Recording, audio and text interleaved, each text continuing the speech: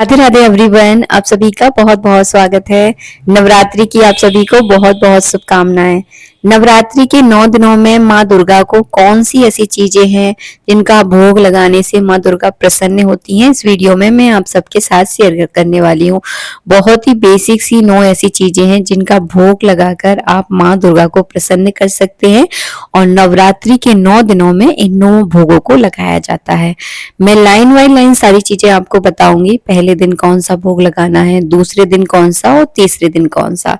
तो आप ध्यान से इस वीडियो को देखिएगा ताकि आप भी नवरात्रि के 9 दिनों में माता रानी को प्रसन्न कर सके और बहुत ही अच्छे तरीके से नवरात्रि की पूजा कर सकते हैं।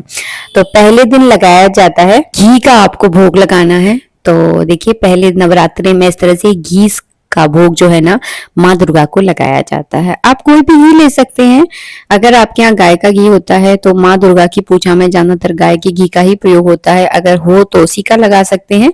अगर ना हो, आप मार्केट में रहते हैं, बाजारों में कह रही चीजें नहीं मिल पाती हैं, तो जो भी आपके पास घी है उसका भोग भी आप माँ दुर्गा को पहले दिन लगा सकते हैं। इसके बाद दूसरा भोग क्या लगाना है? दूसरा भोग लगाया जाता है शक्कर का। तो दूसरे नवरात्रि में इस तरह से शक्कर का आप भोग लगाएं। अब तीसरे नवरात्रि में क्या भोग लगाना है? तीसरे नवरात्रि में दूध से बनी हुई कोई भी मिठाई का भोग लगाया जाता है। अगर आपके पास मिठाई नहीं है तो केवल दूध का भोग भी आप तीसरे नवरात्रि में लगा सकते हैं। चौथे नवरात्रि में क्या लगाना है? तो चौथे नवरात्रि में मालपुए का भोग लगता है। तो घर में आप मालपुए बनाएं और माँ दुर्गा को प्रसन्न करने की तैयारी कर लें। तो चौथे नवरात्रि में मालपुए का भोग लगाना है। पांचवें नवरात्रि में केले का भोग लगता है। मेरे पास अभी इस समय केला उपलब्ध नहीं था, इसलिए मैं सेब आपको दिखा रही हूँ। आपको केले का भोग लगाना है। इसके बाद छठवें नवरात्रि में शहद का भोग लगाया जाता है।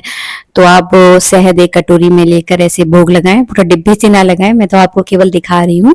आप कटोरी में रखकर उसका भोग लगाएं। इसके दिन सातवें नवरात्रि में किसका भोग लगता है? गुड़ का भोग लगता है। तो सातवें दिन जो है ना आपको गुड़ का भोग लगाना है। आठवीं नवरात्रा बहुत विशेष होता है, इसमें माँ दुर्गा को नारियल चढ़ाया जाता है।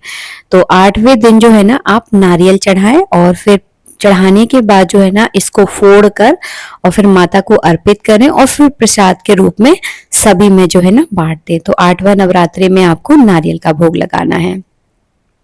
इस तरह से जो है ना अर्पित करना है और साजा ही अर्पित किया जाता है। अर्पित करने के बाद फिर इसको फोड़ें, फिर भोग लगाएं और फिर जो है ना उसे प्रसाद के रूप में आप सबको जो है ना बांट दें। इसके दिन 9वां नवरात्रा, जिस दिन हवन किया जाता है, तो उस दिन जो है ना तिल का भोग लगता है।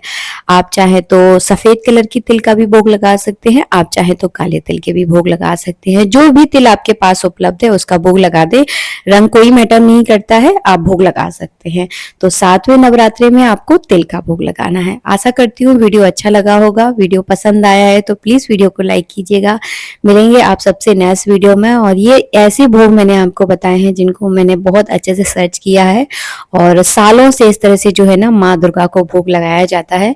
मिलेंगे नेक्स्ट वीडियो में, जब तक के लिए राधे राधे, जय श्री राधे।